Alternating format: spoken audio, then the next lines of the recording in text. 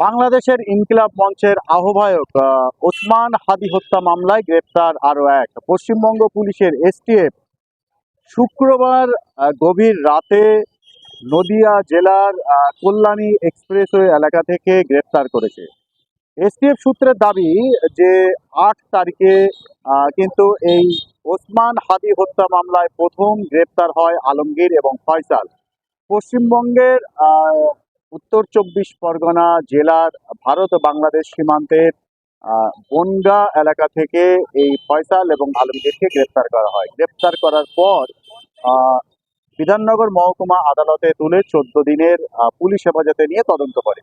এই তদন্তে পশ্চিমবঙ্গ সরকারের পুলিশের একটি বিশেষ যে টিম, অর্থাৎ এসটিএফ স্পেশাল টাস্ক ফোর্স, তারা বেশ কিছু প্রশ্ন করে এই ফয়সাল এবং আলমগীরকে। জানতে চায় প্রথম যে কে তাদের এই ভারতবর্ষে ঢুকতে সাহায্য করে মেঘালয় সীমান্ত দিয়ে। তখন কিন্তু ফিলিপ সাংমার নাম উঠে আসে এবং এই আলমগীর আর ফয়সাল জানিয়ে দেয় যে বাংলাদেশের হালুয়াঘাটের বাসিন্দা ফিলিপ সাংমা তিনি এই মানব পাচারের কাজ করতেন, অর্থাৎ ভারতের বাসিন্দাদের বাংলাদেশে আর বাংলাদেশের বাসিন্দাদের ভারতে আসা যাওয়ার কাজ করতেন।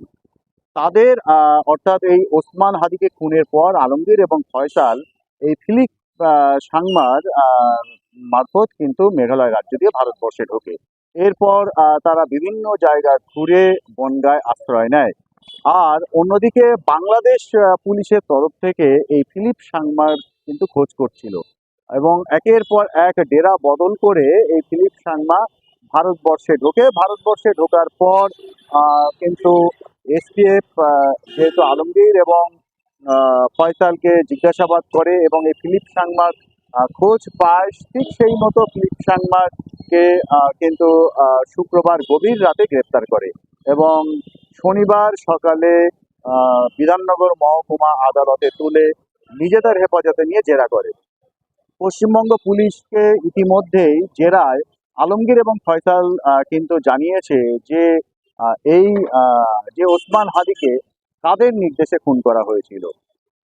যারা, যে শক্তি বাংলাদেশের এই ওসমান হাদীকে খুন করেছিল তাদের নাম প্রকাশ্যে আসা কি তাহলে স্রেফ সময়ের অপেক্ষা? ইতিমধ্যে সমস্ত তথ্য, জেরার তথ্য কিন্তু পুলিশের কাছে রেকর্ড হয়েছে। বাংলাদেশ সরকারকে বাংলাদেশ সরকার যদি চায় তাহলে নির্দিষ্ট সংস্থা মারফত সেই তথ্য বাংলাদেশ হাতে পেতে পারে। আর বাংলাদেশ নিজেদের জিম্মায় নিয়ে দেশে ফিরিয়ে বন্দি বিনিময় চুক্তি মারফত নিজেদের আর কি হেফাজতে নিয়ে নিজেদের দেশে নিয়ে এই আলমগীর এবং ফয়সালকে জিজ্ঞাসাবাদ করে আরও তথ্য তারা কিন্তু উদ্ঘাটন করবেন এবং কোন শক্তি, কারা কারা এই আলমগীর এবং ফয়সালকে কত টাকার বিনিময়ে খুন করার নির্দেশ দিয়েছিল সেই নাম তারা কিন্তু জানিয়ে দেবে। এমনকি আরও বেশ কিছু তথ্য এসটিএফ এক প্রেস বিজ্ঞপ্তির মাধ্যমে জানিয়েছেন যে এই আলমগীর আর ফয়সাল তো আগেই স্বীকারোক্তি করেছে, অনেক গুরুত্বপূর্ণ তথ্য দিয়েছে। আর গ্রেপ্তারের পর ফিলিপ সাংমা সেও কিন্তু বেশ কিছু তথ্য দিয়েছে, যার ভিতরে অত্যন্ত গুরুত্বপূর্ণ যে সে স্বীকার করেছে বাংলাদেশের হালুয়াঘাট এবং ভারতের মেঘালয় রাজ্যের ভাদুপাড়া সীমান্ত দিয়ে টাকার বিনিময়ে সে লোক পারাপার করত। আর এই হাদী খুনের 2 অভিযুক্ত ফয়সাল এবং আলমগীরকেও মেঘালয় রাজ্য দিয়ে ভারতে ঢুকতে সাহায্য করে এবং বাংলাদেশ পুলিশের চাপে সে নিজেও সীমান্ত দিয়ে অবৈধভাবে ভারতে প্রবেশ করে এবং ভারতের বিভিন্ন জায়গায় অবস্থান করে। পরবর্তীতে ফয়সাল এবং আলমগীরের সাথে সে আবারও বাংলাদেশে ফিরে যাওয়ার চেষ্টা করে।